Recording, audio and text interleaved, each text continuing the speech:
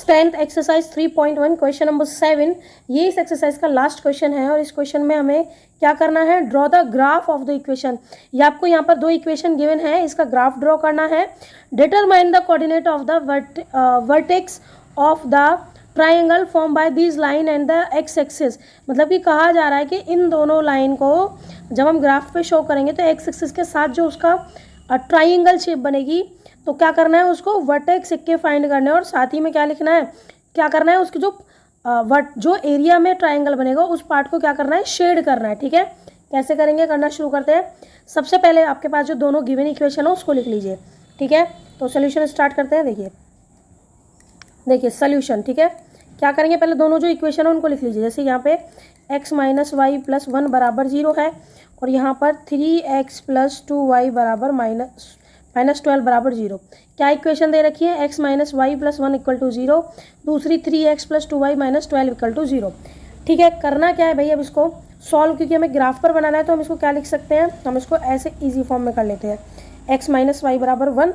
ठीक है, यहाँ प्लस का तो यहाँ किसका हो जाएगा, माइनस का 1, और यहाँ पर 3x + 2y बराबर, ये माइनस का 12, इधर किसका हो जाएगा, प्लस का 12।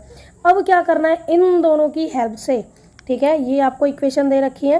ठीक है भैया, इनका क्या करना है आपको, ये देखिए x और y की वैल्यू हम यहाँ से फाइंड करेंगे, मतलब कि दो सोल्यूशन निकालेंगे जिससे कि हम क्या कर सकें, ग्राफ को ड्रॉ कर सकें। ठीक है, x और y सेम यहाँ पर इस वाली इक्वेशन के लिए। ठीक है, आपको ग्राफ ड्रॉ करने के लिए क्या करना होता है, कम से कम दो सोल्यूशन की नीड पड़ती है। ठीक है, तो यहाँ पर आप आ जाइए। देखिए इक्वेशन आपके पास ऊपर है।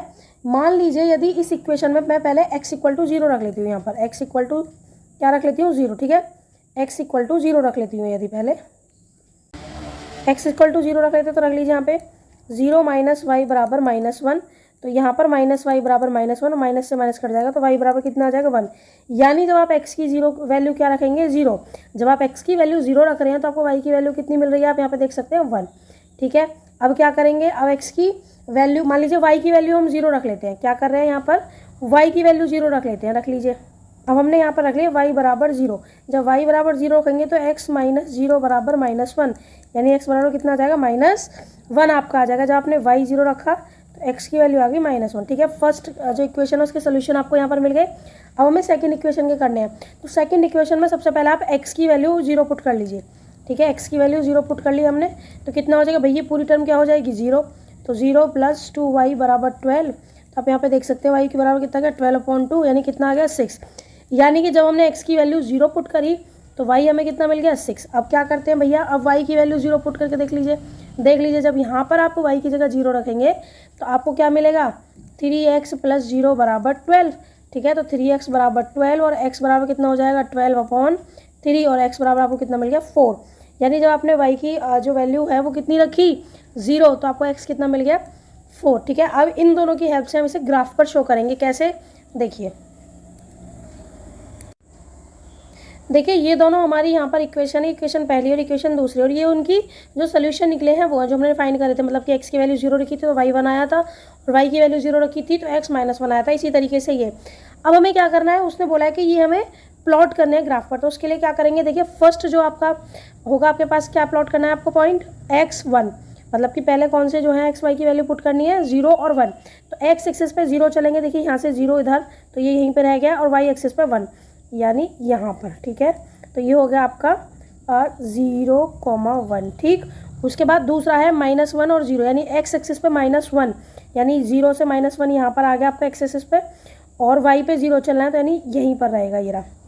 तो ये जो आप करेंगे कौन सा हो गया भैया, ये हो गया आपका -1,0। ठीक है, उम्मीद है समझ में आ गया होगा। अब दूसरी एक्सिस, जो दूसरी आपको इक्वेशन दे रखी है उसके जो पॉइंट्स हैं, सोल्यूशन है, उसको करेंगे प्लॉट। एक्स वाई, मतलब पहले एक्स पे 0 चलना है और वाई पर 6, तो एक्स पर तो 0 यहीं रह गया, वाई पर 6, 1 2 3 4 5 और 6, यानी सबसे ऊपर यहाँ पर। ठीक है, तो इसके पॉइंट क्या हो जाएंगे आपका, 0,6। ठीक है, उसके बाद क्या है, एक्स एक्सिस पे 4 चलना और वाई एक्सिस पे 0, मतलब ऊपर नहीं जाना, केवल वाई एक्स एक्सिस पे जाना है, कितना, 4। तो 1 2 3 4 यहाँ पर पुट कर दीजिए, यहाँ पर आपने प्लॉट कर दिया, क्या हो गया इसका नाम, 4,0।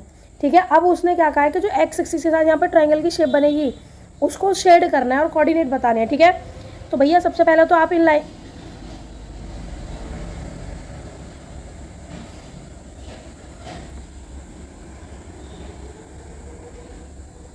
तो भैया सबसे पहले तो आप इन इक्वेशन की हेल्प से यहाँ पर आप जो है लाइन यहाँ पर प्लॉट कर दीजिए। देखिए पहले क्या है आपका पॉइंट जो है 0 1, तो 0 1 आपका ये रहा और -1 0 ये रहा, यानी पहले ही लाइन जो आपकी ड्रॉ होगी वो इस तरीके से होगी, ठीक है। और मैंने आपको पहले भी कहा है आपको किसका इस्तेमाल करना है, स्केल का, ठीक है। दूसरी लाइन आपकी 0 6 और 4 0, मतलब कि ये पॉइंट्स है, इनको आपको मिलाना है, ठीक है। ये आपने यहाँ से लेके ऐसे इनको मिला दिया। आपको दिख रहा है यहाँ पे क्या बनना है, ट्रायंगल बनना है, ठीक है।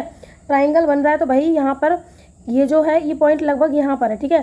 तो ये इसके कोऑर्डिनेट पूछे गए, इसके कोऑर्डिनेट क्या हो जाएंगे भाई, सबसे पहले तो उसने कोऑर्डिनेट ही पूछा, फिर उसके बाद कहा कि जो ट्रायंगल बनना है उस एरिया को शेड करो।